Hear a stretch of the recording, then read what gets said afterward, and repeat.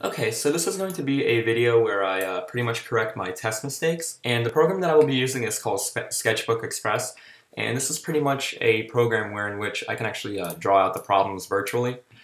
This is just much more easier to record on the computer rather than me actually filming it and then editing on a computer, so I just find it much easier to just do this directly.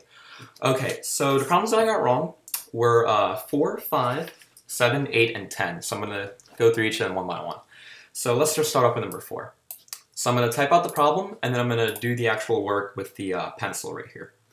So the question is actually asking if we know that theta lies in quadrant 2 and cosine is equal to negative 3 over 5, then we also know that sine is equal to, well, question mark. So this is actually what we're going to be solving right now. So while that's happening, I'm just going to be solving it right here. So the first thing I'm going to do is I'm actually going to be drawing a triangle. It's going to be a little bit tricky to draw. But anyways, it's going to be a right triangle, and I'm going to use the SOROKA method, which is sine is opposite over hypotenuse, and I'll just fill out the rest in 1 second. Okay, so pretty much it's pretty much just saying that cosine is negative 3 over 5. We already know that. And since it lies in quadrant 2, it's going to be negative and positive. So we know that sine will actually end up being positive. So let's just start off by filling out the triangle according to SOROKA. So since we're looking at cosine, we're going to know that we're doing adjacent over hypotenuse. So we're going to start off right here, and the first value is 3, well, negative 3 rather. So I'm going to fill that out right there. And then it's saying that the hypotenuse is going to be 5. So what we're going to do is to solve for this side right here, we're just going to use the Pythagorean theorem. So we're just going to start off by doing 5 squared plus negative 3 squared equals c squared. So let's start off by doing this. We have 25. Since it's negative 3 squared, it would be pretty much the same thing as 25 minus. So I would get 16, and we're going to be trying to find the square root because it's c squared. So square root of 16 would be approximately 4, so we can fill it out right here. So when looking at sine, since we know it's going to be the positive value, we can just look at SOROKA, which is opposite over hypotenuse, which gives us 4 over 5. So that is actually the final answer. Okay. So now let's move on to number 5. So let me just delete everything out right here. Okay, so for number 5, I'm just going to type it out right here. It is asking us to find the domain of the function, pretty much square root of 81 minus t squared. So I'll just type it out. I'll just draw it out to make it a bit easier. So it's pretty much asking us to find a domain of this. Now, what I did originally was I actually put down just regular parentheses. So pretty much my answer was this, parentheses, negative 9 and then 9. This was actually my mistake because the correct answer was actually the brackets right here. And what these brackets mean is that the values negative 9 and 9 are inclusive in the domain. So to prove that, we can just plug them into the original equation, and since we know that negative 9 squared and 9 squared both are equal to 81, so when we plug it in, we get pretty much 81 minus 81 for both values, and that gives us the square root of 0. Now, the reason why we include the brackets is because the square root of 0 is possible, because the square root of 0 is just equal to 0. So my original answer was incorrect because it didn't count the negative 9 and the 9, but the correct answer is in fact the brackets version. So I'm going to circle that. So that was number 5. Okay, so now we're going to move on to number 7. Let me just flip the page. Okay. So what it's asking is suppose the angle A terminates in quadrant 2, and sine of A is equal to 3 divided by 5. Right now it's asking us to find tangent of A. Okay, so our goal is to find tangent, pretty much. So let me just put that down right there. So a lot of people like to use the triangle method. I'm personally more of a fan of the Pythagorean identities method. That's just me personally. So the one I'm going to be using is sine squared plus cosine squared equals 1. And what I'm going to be doing is I'm going to be plugging the sine in, which is 3 over 5 squared, which is just equal to 9 over 25. And we're going to add that to cosine squared and make that equal to 1. Now, the goal of tangent is to find sine over cosine. So we already found the sine. We're gonna solve for the cosine now, and then we're gonna divide them by each other. So I'm gonna just put this up here as a little reminder. Okay, so let's just start off by getting rid of 9 over 25 on both sides. Okay, which gives me 16 over 25. And since we're looking for cosine squared, since we're looking for regular cosine, we have to find the square root of this, which is just equal to 4 over 5. So that's it right there. So now we're just going to divide them by each other. And we have to keep in mind that because it is quadrant number 2, the actual value that we're going to be getting is going to be negative, because the sine and the cosine are not positive and they're not both negative. They're both different. The cosine is going to be negative and the sine is going to be positive. So therefore we are going to get a negative answer. So we're going to start off by doing 3 divided by 5, which is the sine. And we're going to divide that by the cosine, which we just solved for.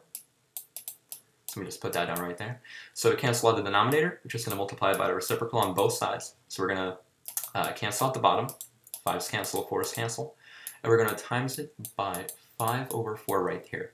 Now, normally I would have just solved it out normally, just gotten 15 over 20. But since the 5's are identical, just get rid of them, which just gives us 3 over 4. Now, when I first solved it, I actually left this as my answer. I just left it as 3 over 4. The reason why I got it wrong is because it has to be negative, because it's in quadrant 2. My mistake was just to left it as 3 over 4, but the final answer is negative 3 over 4 for number 7. So now we're on to number 8. Just get rid of all these. Okay, let me just type out number 8. Number 8 is saying that sine of x is equal to 4 divided by 5. Make that minus. Oops. Yeah, equal to 4 divided by 5, where x is in quadrant number 2. Find sine 2x. Now, this can be a little bit tricky because this is using the double angle formula, which is a little bit different than what we did for number 7.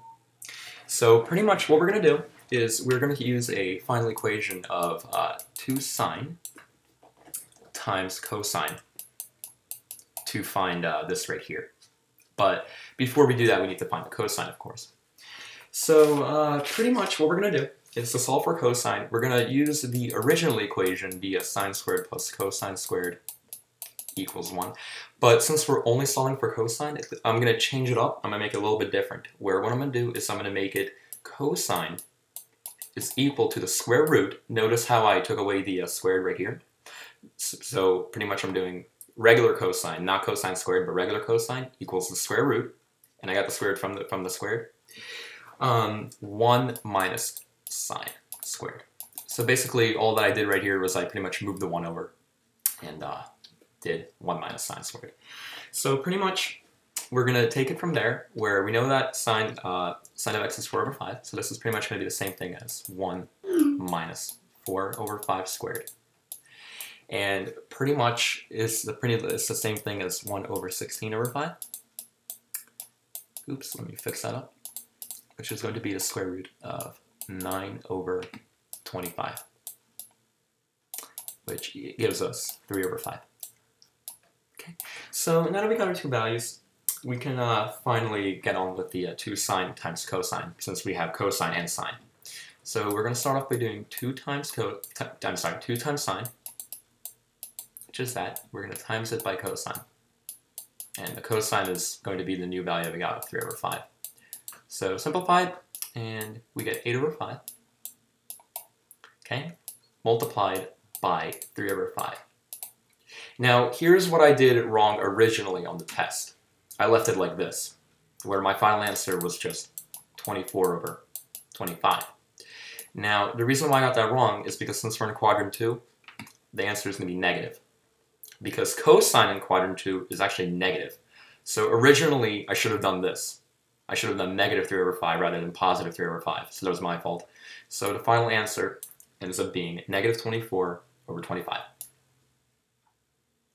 Okay. So now we are going to move on to the very last problem, number 10. And it's going to be a inverse problem. And these take a long time too, but it is still possible. So let me just type out what we're doing. We are doing find the inverse of y when y is equal to 2x minus 4 divided by x plus 6. And it's also asking us to state the domain, but since multiple choice it already tells us it. But it is rather easy to find a domain. We just need to figure out what x cannot equal in the final equation. But I'll just do that at the very last step and state the domain. Okay. So let's write it out by hand. 2x minus 4 divided by x plus 6. So the first thing we're going to do is we're going to change up all the y and x values to equal each other. So what that means is pretty much everywhere where it's an x, I'm going to make it into a y. And everywhere where it's a y, I'm going to make it into an x. So what I'm saying is it's pretty much going to be x equals 2y minus 4 divided by y plus 6. Okay? And pretty much we're going to be solving it from there. So first thing we're going to do is we're going to cancel out the denominator. So we're going to do this. Sorry, plus. We're going to do y plus 6. What this does is it's going to cancel out the denominator. And since what we do on one side, we have to do the other. So we're pretty much going to be multiplying x by y plus 6. So overall, it would turn into this right here, where it's going to be y of x plus 6x, because I distributed the 6 to the x. Okay, and that would equal 2y minus 4. Okay, so what we do from there is we need to get each variable on the common side so they can be together. So what that means is since the yx plus 6x are on one side and the 2y, which is what we're looking for right here, is right here, we're going to actually move the 2y over where it's the regular y so that they can be together, so it can be much easier to solve the problem. Because when we're going to be factoring out the y, it's going to be much easier because we have the common variable. So what that means is when I move it over, it's going to be yx minus 2y. Note how it's a plus, but since I moved it over, it's going to be negative. And make that equal to negative 6x minus 4. And the reason why the 6 is negative is because I also moved the 6 over to this side right here. So pretty much we just change the sort of sides so the common variables can be together. So the next step that we're going to do is we're going to factor out the y right here. So since the only common factor is y, I'm going to start off by doing this. And we're going to be doing x minus 2, because when you distribute the y, it's going to give us this. So like yx minus 2y, because the y gets moved over here. So we get pretty much that is equal to 6x minus 4. Okay? So now pretty much all we got to do is put this in the numerator, put this in the denominator, and we're pretty much done. So the absolute final equation will be negative 6x minus 4 divided by x minus 2. For the domain, it is x cannot equal 2. Why can it equal 2? Because when you plug it in 2 for x, you're going to get a denominator of 0, and since it's impossible to divide by 0, it's incorrect. So these are our two final answers for number 10. And those were each of the 5 problems that I got wrong in the test solved, and these are my corrections.